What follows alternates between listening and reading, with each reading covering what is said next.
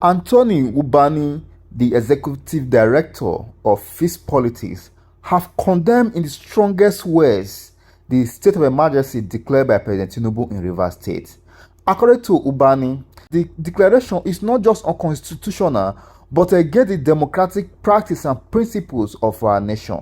He went further to note that he wasn't expecting such declaration owing to the fact that the situation in Rivers State have not met the constitutional threshold for declaring state of emergency. Anthony Ubani, who is the executive director of Fixed Politics and spokesman of the more than 300 civil society groups that have come together to question the legality of President Tinubu's decision. Thank you very much indeed for coming in. Thank you for having me, Charles.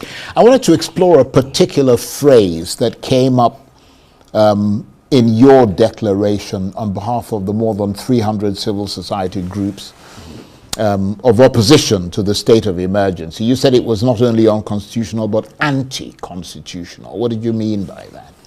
Clearly, it is unconstitutional, but it's also against the Constitution of the Federal Republic of Nigeria. When you look at the issues, why do you have all this furore? Past presidents have spoken. President Jonathan, President Obasanjo, former Senate presidents have spoken. Nwabura has spoken. You've just listed a number of former governors, incumbent, that have spoken. You've made the point that the opposition party, PDP, has gone to court. What is it about this that has created such excitement in the country? Negative excitement, if I must emphasize. There are two key issues specifically that has created all this furore in the country, needless furore. One, the unconstitutional nature of the state of emergency. The 1999 Constitution, as amended, of the Federal Republic of Nigeria states very clearly the conditions that have to exist for a president to authorize a state of emergency. The NBA president, which is the largest body of lawyers in this country, Nigerian Bar Association. That's right, has come out clearly and made it clear in no ambiguous terms that those conditions were not met. And made it also clear that the declaration is unconstitutional. Secondly, the suspension of a duly elected governor of a state, the suspension of a duly elected State House of Assembly is an overreach, an executive overreach by the president. There is nowhere, directly or indirectly, where the Constitution says that his president can suspend an elected governor, an elected House of Assembly. So, I mean, when you see this kind of situation, what the signal and the optics of it is very clear. If we allow this to go, then the political class will be emboldened. What's going to happen tomorrow? Perhaps the president wakes up and suspends 24 governors and 24 House of Assembly and anoint some military administrators to take over. We might as well go back to military rule and know that we are back in military rule. Now, one of your CSO collegiate groups, SERAP, has taken the Tinubu government to court over the state of emergency. There's a lot of talk about, you know, whether it's going to be taken out on sort of technicalities. Are you optimistic that you'll get a fair day in court and that the court will take your argument seriously? We are very optimistic. We did make the point, if you listen to our statement at the press briefing, that we now expect that there will be multiple court cases, multiple litigations. And we did call on the judiciary to ensure that these cases are attended to on their merit and not on technicalities. This is a constitutional issue.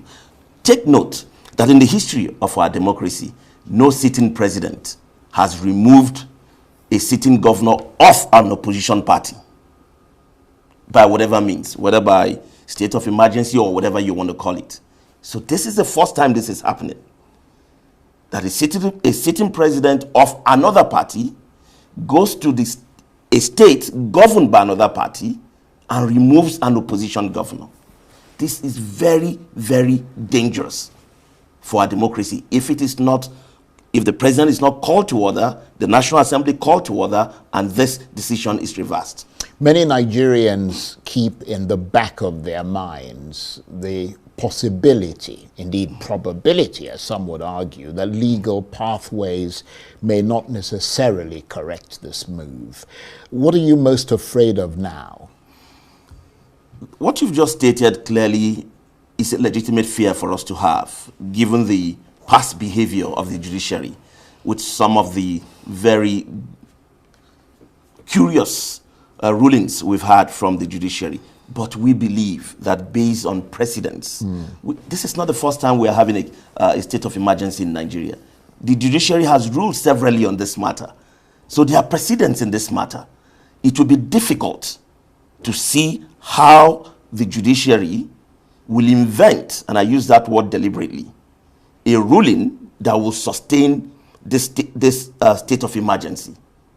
Because for you to come up with a ruling that will sustain it means you are throwing the Constitution away. Section 305 has zero ambiguity. Zero ambiguity. It's very clear. Section 188 is also equally clear. How you can remove an elected governor, how you can remove an elected House of Assembly.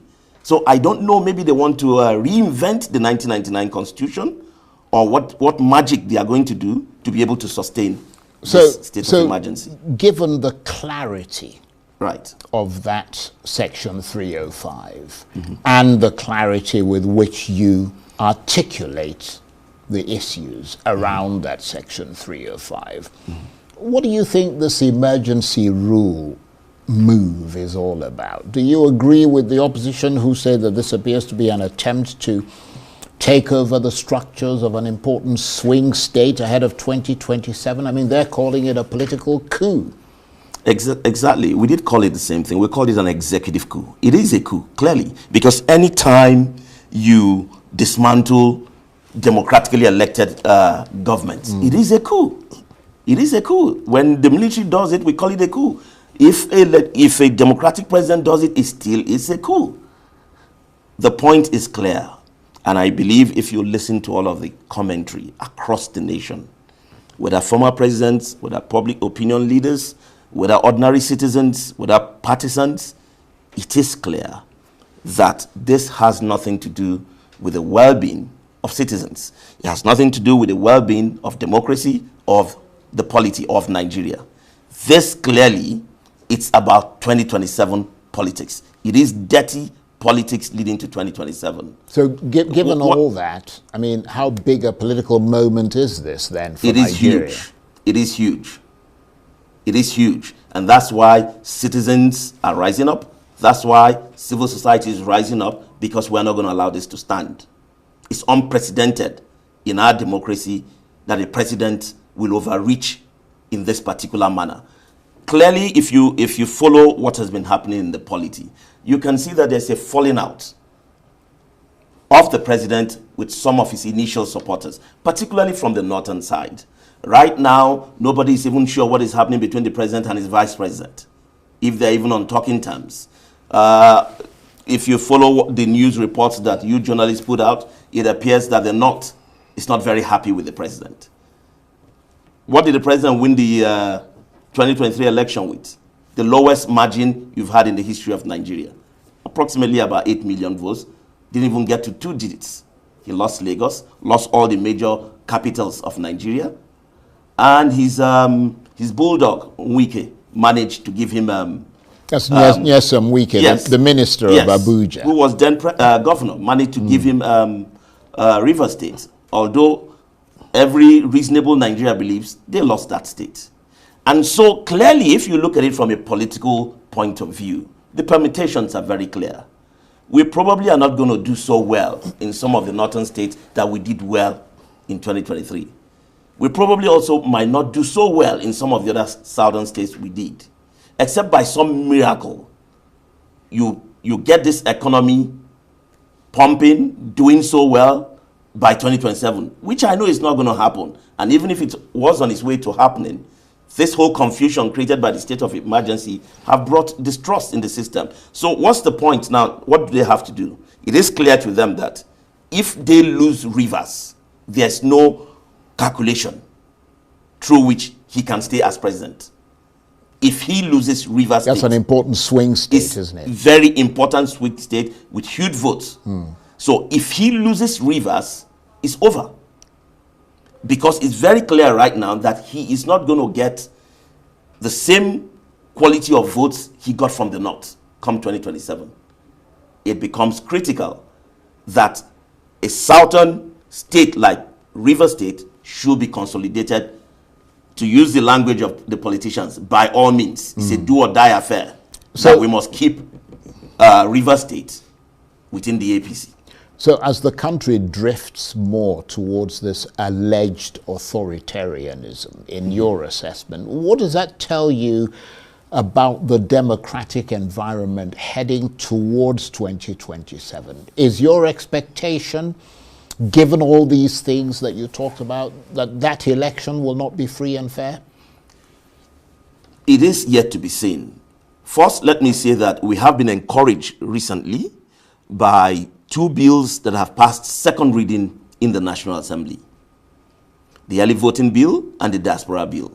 These are bills that, if they do pass, and we believe they will pass, will increase the space for citizens to vote, make it easier for citizens to vote, bring in more people, and anything that enlarges the democratic space is good for democracy. Yeah, but some would argue that they can't even, I mean, INEC has enormous difficulty managing the votes within Nigeria. What more when it's sort of in another country altogether? Yes, you have a point there, but don't forget the early voting bill has nothing to do with the diaspora bill. That will allow a whole lot of people, particularly first responders and other workers, to be able to vote before the election per se. So basically it's going to increase the pool, and that is very, very important. But coming back to your question specifically, I think that it's impossible for any objective, honest, and fair analyst to postulate that the elections are going to be free and fair. We've not had free and fair elections since the beginning of this republic. So I don't have any logical basis, I don't have any facts, I don't have any evidence on the table to suggest that by some magic 2027 is going to be free and fair. But it is the hope and expectation of civil society that will continue to push, continue to encourage the political class to lower the temperature and allow this democracy that so many died for Is there to a work. way to strengthen the independence of the Electoral Commission? There are so many ways to do it. There are so many ways to do it. But the point, the critical point here is, will the political class do what is needful for the electoral management body to be independent? They won't.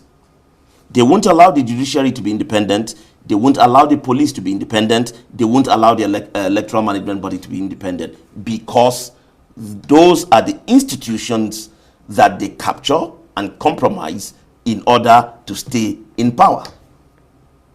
So that's where we are in Nigeria. Everyone knows that's the truth. That's where we are. Well, but we'll continue to push, to advocate, and to work with relevant stakeholders to see how we can get change and reform happen in Nigeria. But let me just chip this in. There's so much talk about 2027 election, but I would dare say that the biggest challenge we have in Nigeria is not the elections, it's the constitution. This same constitution that the president has just thrown in the dustbin and acted very irresponsibly. Until we have the courage, the conviction, and the character to move forward, particularly through the National Assembly, to have a change of constitution. Mark my words, not an amendment of the constitution, but a change of the constitution. It's difficult to see any scenario how this country will move forward. But some would argue that it is much more important, perhaps more fundamental, to have a root and branch reform within the political class, because I mean the constitution as you have it, you've talked about how ineluctably clear section 305 is. And yet, people have gone and done whatever they want to do. So, right. I mean, the Constitution is just a document. It is a document. It's about how you interpret that document and implement that document, isn't it? I agree with you. But you see, the Constitution is the ground norm. This is what defines how we live together as a people. This is what defines how we function. This is what supports our democratic arrangement. Now, if you look at the Constitution, that's really a conversation for some other day. But if you look at the Constitution, it is flawed in so many ways that you can't begin to think. I mean, why do you think every year, once a new government comes in, the National Assembly sets up this constitutional review panel, they will take one or two pieces here and there, amend it. How long are you going to do that? 20 years, 40 years, 60 years? The Constitution is fatally flawed. Corruption in Nigeria is supported by the Constitution. Ethnic divisions in Nigeria is supported by the Constitution. Religious divisions is supported by the Constitution. There is hardly anything wrong with Nigeria that the Constitution does not tacitly or directly support. Or at least ambiguously. That's right. You need a Constitution that the people can say, yes, we the people have put together this Constitution for ourselves. And that is not what it is. Yeah. No Nigerian owns that Constitution. No Nigerian believes in that Constitution. As you said, that is a whole program, right? That constitutional review, but very important, and it brings up other issues such as restructuring and all the rest of it.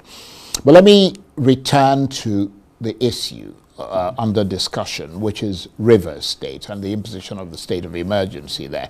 Let me turn the clock to 6 months from now, when hopefully the state of emergency has come to an end. What do you see then in terms of a political wellness check for Rivers State? If there's going to be peace in Rivers State, if there's going to use your own phrase, political wellness, a number of things will have to happen. The president will have to demonstrate ethical and transformational leadership. In demonstrating that kind of leadership, it means he must be objective and not take sides, not be a partisan in Rivers State. Clearly, from everything that has happened from 2023 to date, the president is partisan in Rivers State. Number two, in following up with what I have said, he has to call the Minister of FCT to order. He has to call him to order. The Minister of FCT is the only official he has the constitutional right to fire.